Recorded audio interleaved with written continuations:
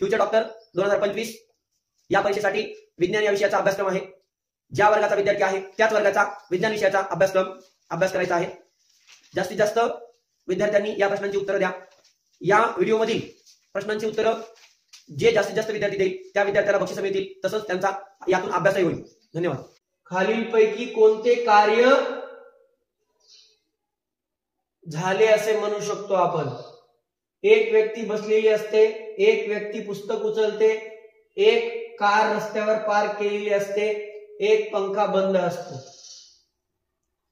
तो कोणत्या क्रियेमध्ये कार्य झालं ते सांगायचं आहे। प्रश्न क्रमांक 7, कार्य कधी केले जाते? जेव्हा कोणतीही शक्ती नसते। पर्याय क्रमांक 2, जेव्हा शक्ती एखाद्या वस्तूला हलवते। पर्याय क्रमांक 3, जेव्हा कोणतीही हालचाल होत नाही। पर्याय क्रमांक 4, जेव्हा ऊर्जा वापरली जात नाही। प्रश्न क्रमांक 8, खालीलपैकी कोणते ऊर्जा वापरत नाही? चालणे, अन्न खाणे, झोपणे, पुस्तक वाचणे। प्रश्न 9, जेव्हा ऊर्जा हस्तांतरित केली जाते तेव्हा काय होते? पर्याय क्रमांक 1, ती नष्ट होते। पर्याय क्रमांक 2, ती दुसऱ्या रूपात रूपांतरित होते। पर्याय क्रमांक 3, ती गायब होते। पर्याय क्रमांक 4, ती तीच राहते। प्रश्न क्रमांक 10, गतीची ऊर्जा कोणती?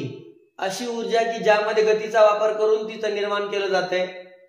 पहिला आहे कायनेटिक ऊर्जा, कायनेटिक एनर्जी म्हणजे गतीज ऊर्जा। बी, स्थितीज ऊर्जा। सी, उष्णतामान ऊर्जा। डी, सौर ऊर्जा। योग्य उत्तर कमेंट करायचं आहे। या सर्व प्रश्नांची उत्तरं व्हिडिओच्या खाली कमेंट बॉक्समध्ये कमेंट करायची आहेत आणि परीक्षेच्या दिवशीच बक्षीस जिंकायचं आहे।